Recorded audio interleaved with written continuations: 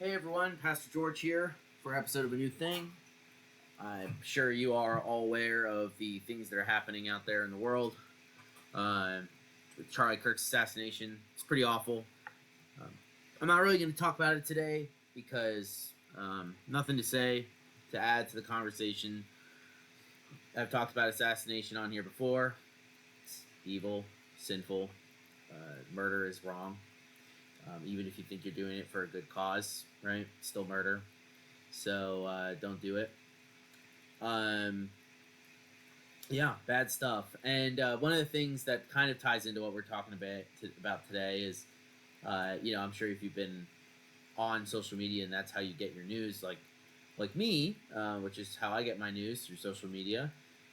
You see all the comments and you see just the vitriol and the evil things people say in the wake of stuff like this, usually to justify their own kind of political or social beliefs, whatever have you, right? And that happens all the time. You know, in lots of different situations, people will insert their own idol into the conversation and uh, distract, and it's bad, right? Um, but in the midst of all that, right, there's this idea of justice, um, and that's at play here. And it's not, by the way, just to be very clear, it's not justice to assassinate someone. So just let me say that. It's not what I'm talking about. I'm not saying like Charlie Kirk got his justice or whatever. Okay, calm down, in case you were thinking that. No, assassination is wrong. I'm mostly talking about the sense of justice that we have within us, and I want to use a very non-important thing that happened in the grand scheme of things. No one died. No one got that hurt. Uh, in fact, I would say, outside of maybe ego and things like that, doesn't seem like anyone was really hurt at all. But still speaks to maybe our sense of justice or our perverted sense of justice in some cases, which is the Phillies Karen incident. And if you didn't hear about this, at a baseball game a few weeks ago, there was an incident between two Phillies fans fighting over a home run ball.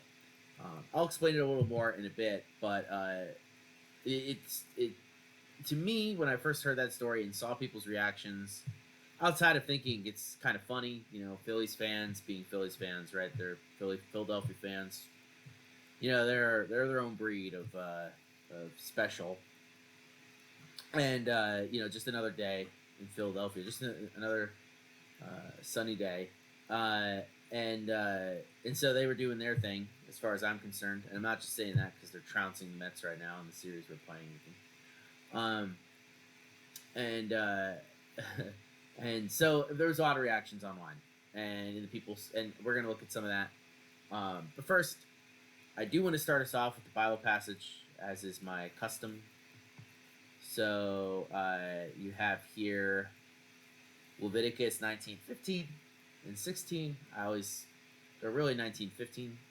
They're all good, but you shall do no injustice in court. You shall not be partial to the poor or defer to the great, but in righteousness shall you judge your neighbor. So very simple statement, but not one that is easily lived out, because it is hard to do to be righteous in our judgments. We come with a lot of presumptions, inherent biases sometimes, hatred, uh, the desire to be merciful to our friends and just to our enemies. I always love that quote, right? That we want God to bring justice down on our enemies, but we want Him to give mercy to our friends.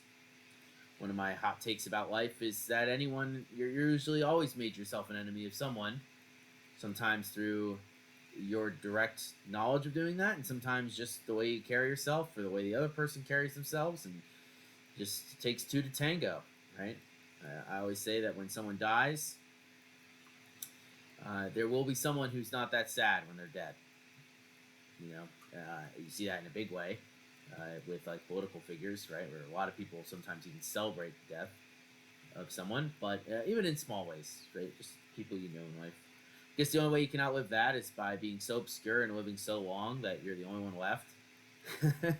So no one remembers you anyway. But yeah, that's it.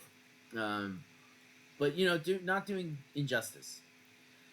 So let me just explain this in case you haven't heard of it. This is an article that's talking about a reaction to it. But basically, Harrison Bader is a player for the Phillies. This is him. He used to be on the Mets. Uh, he um, he hit a home run, as baseball players do. It went into the stands in the Marlins Stadium, and it went into a stands where these Phillies fans were.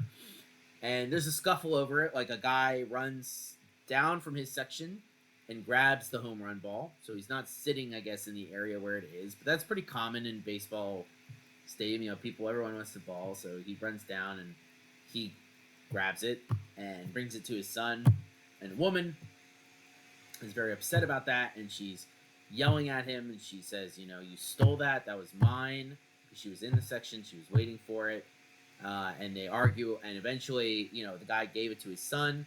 He takes it from his son and gives it back to her. And then she walks away, and it's caught on video. People are booing her. She flips off the stadium, right? Later, the Marlins team comes by and gives the family a gift bag filled with various swag and things like that. It's kind of an apology that happened and things like that. Now, I don't know why the Marlins did that. I mean, it's nice of them. Don't get me wrong. At some level, all of us baseball fans, we all want everyone to have a good time. But it's the reason I say that is because it's Phillies fans. Why would you expect any different? It's like going to the zoo and being surprised that monkeys throw poop at each other. It's like, come on.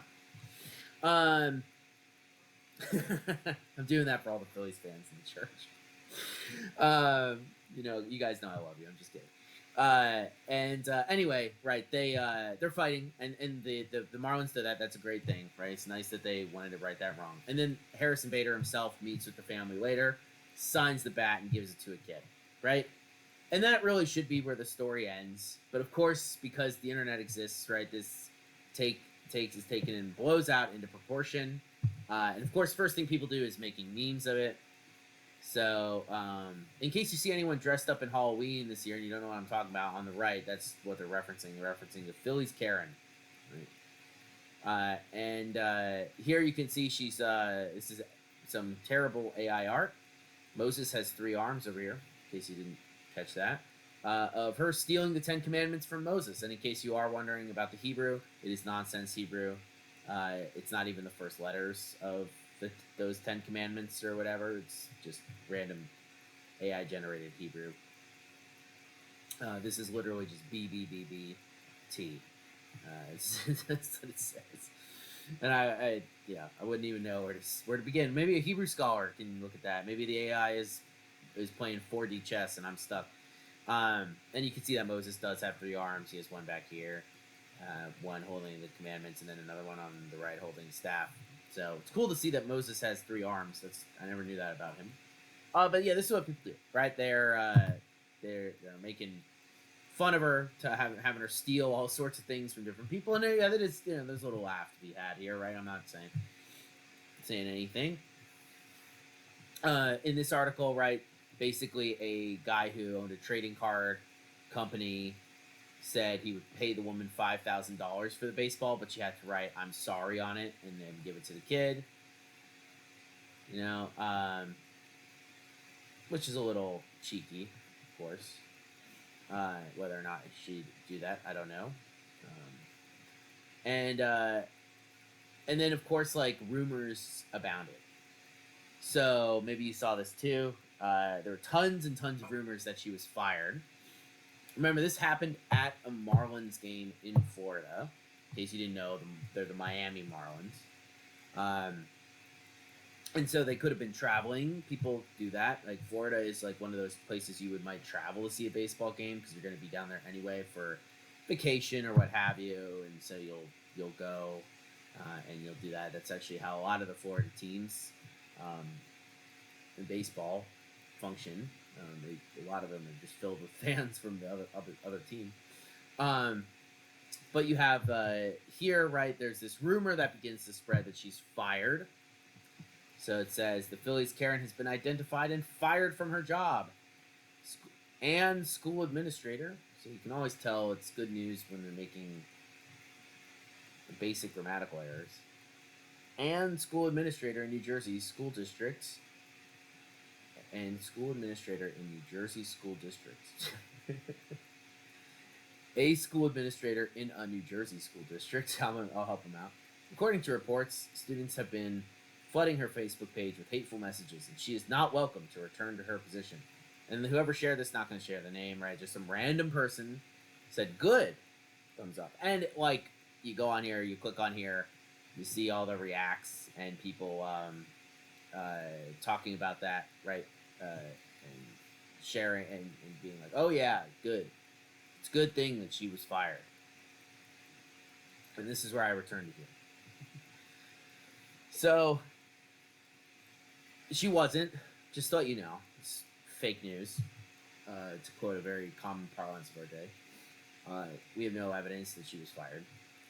A lot of people are saying, oh, if she was, good, it's karma, all that sort of thing. But we have to think, is that an appropriate response to, like, a public meltdown? Now, granted, there are some things that might warrant such a response, but is, like, getting in a fight with someone at a baseball game over a baseball hit into the stands something that would warrant firing someone from their job? Of course, it would depend on what they did, what they said, and several other factors, I'm sure. But just in general, is that a fireable or a just way to handle the situation? Leviticus 19:15, you shall do no injustice. Is that an injustice? Because just like, yeah, sure, holding someone responsible for things is justice, but also over correcting, giving someone a punishment that it does not fit the thing that happened, is that justice? No, that's injustice. Right. That's the only similarity you'll see, right? Like, between this situation and what happened yesterday with the assassination. Is like, is it justice, regardless of how you feel about Charlie Kirk's politics, to murder him? And people who are deranged will say yes, who have idols, political idols, right? But those of us who understand, who seek justice, understand that there's overcorrection as well. There's better ways of handling injustice than murdering someone. And I would say the same thing in the Phillies Karen situation, right? That to fire someone, again, not that happened. I know that it's there. I'm just in a hypothetical space right now. But to fire someone for getting in a fight at a baseball game by being a jerk in public, who just happened to be caught on camera and did not respond graciously to it, is that a fireable offense? I would say no. Should they get a talking to? Absolutely. Hopefully there are people in her private life who are doing that for her. I think she clearly thought that she was put upon in some way, and even if that is wrong, right, you have to be cognizant of the way that people might feel about an event, right? There's his side, her side, his truth, her truth, and the truth, as they say, right? And the dad, for all of this that's going on, right, he has kind of taken the stance of saying, listen, I thought she was a nut for saying what she was doing and losing her mind at me for the baseball, but he's very much like, don't do anything, right? He said, please don't do anything to that lady. Leave it alone. Somebody knows her and can talk to her, but that's different. But God, I don't want people breaking in their house and stuff like that. The internet already messed her up pretty good. And I agree with that, right? Like, yeah, we had some public shaming. Took care of it with that. Don't need to go any further. Don't need to do anything stupid. Don't need to celebrate other people's downfall when we're not even sure of what happened. Right, that's injustice. And I think that we rush to this because we all have an ingrown sense of justice. And that sense can be easily perverted because a lot of it is based around what we think is fair.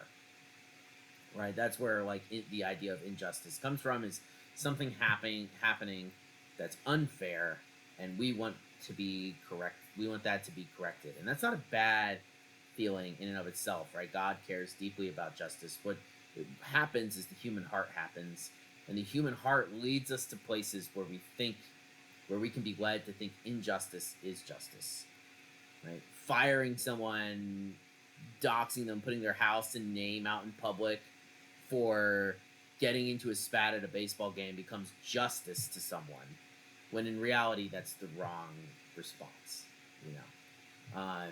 And our culture builds this up quite a bit, right? Not just the online culture, which disconnects us from people around us, helps us easily kind of dehumanize others, but also our social media and media landscape that thrives on stories like this, that wants stories like this, so that we can get us all cooking with rage bait, you know, and stuff like that. So something to keep in mind as we are in the wake of, you know, some big political event where a lot of people are going to be sharing some very bad opinions and saying very evil things. You know, when you're reading through that, you might be tempted to write your own things or say your own things, but take a step back, pray, wait.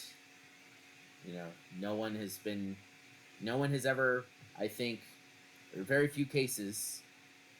No one I don't think has ever been wrong for waiting a few days to share their opinions on something that happened in public. You know, I think it's okay that we can all step back and maybe just not even add to the conversation. You know, remove the oxygen so the fire cannot grow. We need to use our own senses of justice, and the ones that are informed by biblical ones, in order to actually make compelling and logical arguments to other people. Um, because you don't want to end up like a weirdo on Facebook or Instagram or any of these other things where you're saying crazy stuff, kind of unaware of the actual evil that's happening in the world, or wishing evil on someone else, just because they have done something wrong or made a mistake. But it's all too common in our culture, right? So remember this verse from Leviticus. It's one of those ones that is absolutely necessary. You know, you might say I'm not a judge, so I don't need to do it. But no, right? We all have our own sense of justice, and we all need to make sure that our justice is tweaked right, to the right setting, right? That we are paying attention to our own hearts, and what God says. So that's all I wanted to talk about today. So I hope all of you have a wonderful rest of your Thursday. I'll see you on Sunday for worship. Peace out.